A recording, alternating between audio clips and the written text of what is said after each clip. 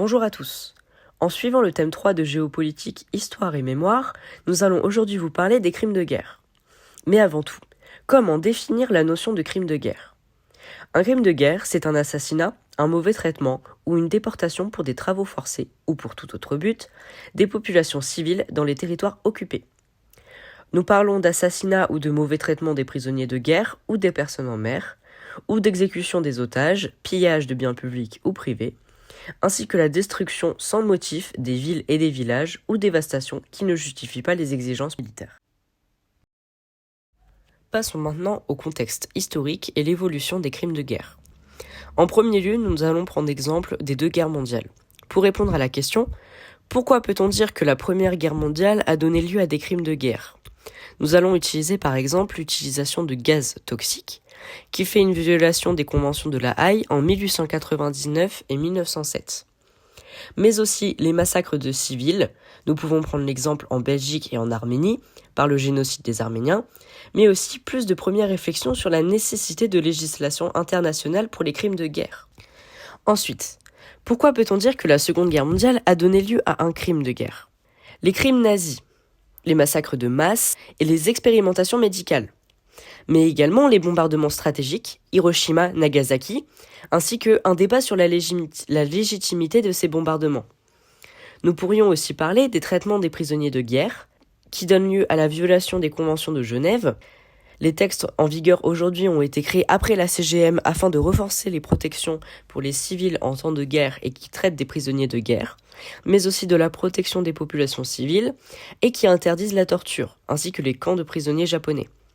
Nous pourrons parler pour les camps de prisonniers japonais de l'exemple de Mukden, créé en 1942 par l'armée japonaise et qui ferme en 1945 à la fin de la Seconde Guerre mondiale. Maintenant que nous savons cela, quel est le rôle des conventions de Genève ?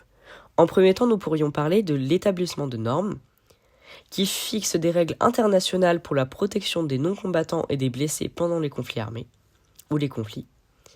En deuxième temps, nous pourrions parler de la prévention. La prévention sert de guide pour les armées et préviennent des abus en temps de guerre. En troisième temps, de la responsabilisation. Ils fournissent un cadre légal pour poursuivre les crimes de guerre. Et en quatrième et dernier temps, les résolutions de conflits. Ils aident ainsi à négocier des accords et de cessez-le-feu et des échanges de prisonniers. Ainsi, les conventions de Genève jouent un rôle clé dans la limitation de la brutalité des conflits et dans la mise en place de standards humanitaires. Maintenant que nous avons vu deux exemples historiques, les deux guerres mondiales, nous pouvons et allons voir l'émergence du droit international ainsi que répondre à la question « Comment juger les crimes de guerre ?» Nous pourrions parler en premier temps des tribunaux de Nuremberg à la CPI, qui donnent lieu à une évolution des normes entre les tribunaux de Nuremberg et de Tokyo. Suite à ça, nous avons la création de la CPI. Mais maintenant, qu'est-ce que la CPI ?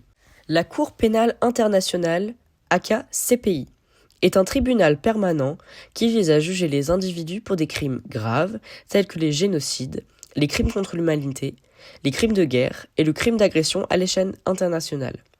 Elle opère indépendamment des juridictions nationales et a été créée par le statut de Rome en 2002. La CPI siège à La Haye, aux Pays-Bas, et poursuit ces personnes accusées de ces crimes en se basant sur des preuves collectées lors des enquêtes menées par son bureau du procureur. Cependant, elle a rencontré des difficultés liées à la coopération des États et à sa capacité à traduire en justice tous les responsables présumés. Et de là, nous partons de la CPI pour parler des tribunaux de Nuremberg.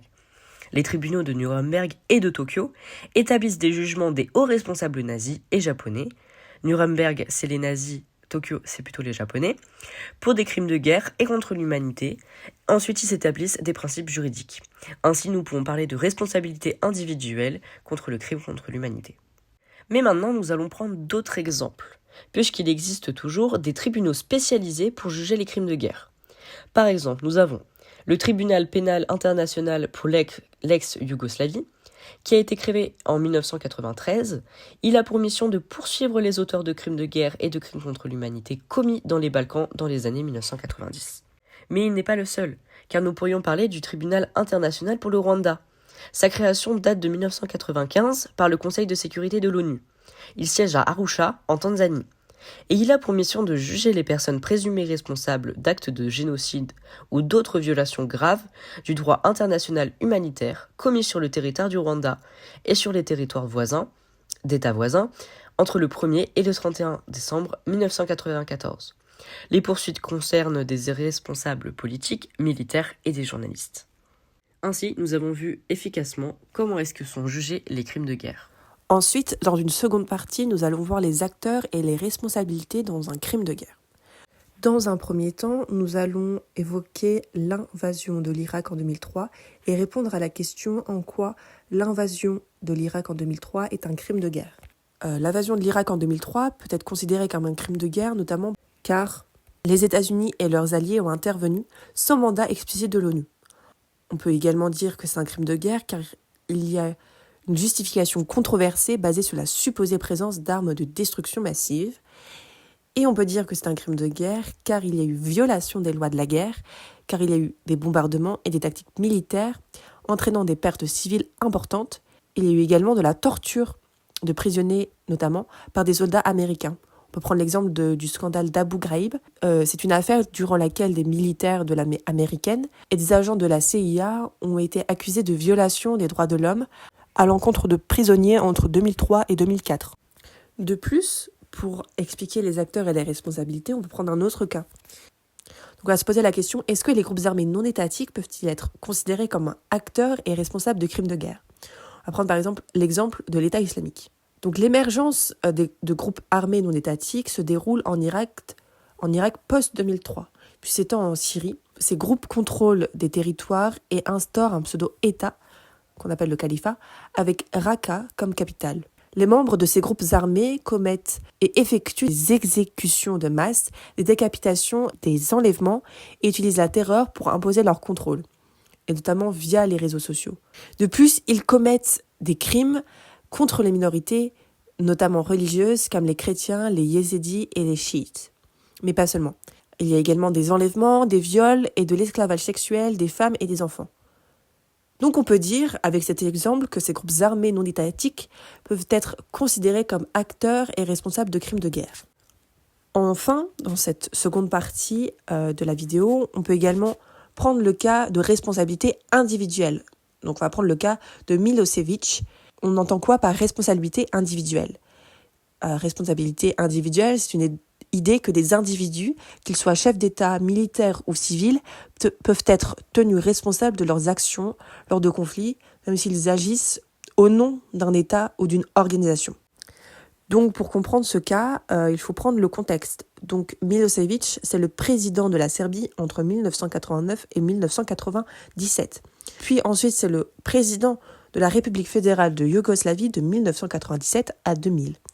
Il est accusé de crimes de guerre, de crimes de l'humanité et de génocide commis durant les guerres en ex-Yougoslavie. Ces accusations sont spécifiques, notamment car il est accusé d'être impliqué dans les conflits en Bosnie entre 1992 et 1995 et au Kosovo entre 1998 et 1999. De plus, il est accusé d'utiliser des forces armées pour expulser et persécuter des groupes ethniques. Il est ensuite arrêté et extradé vers le tribunal pénal international pour l'ex-Yougoslavie en 2001. Son procès a lieu pour juger une série d'accusations avant son décès en 2006 en détention. C'est la première fois qu'un chef d'État en exercice a été jugé pour de tels crimes par un tribunal international. Enfin, dans la dernière partie de la vidéo, on va étudier des cas contemporains. Donc le premier cas qu'on va étudier, c'est la crise syrienne et l'ONU. La crise syrienne commence en 2011 et a engendré une guerre civile complexe, impliquant de multiples acteurs nationaux et internationaux.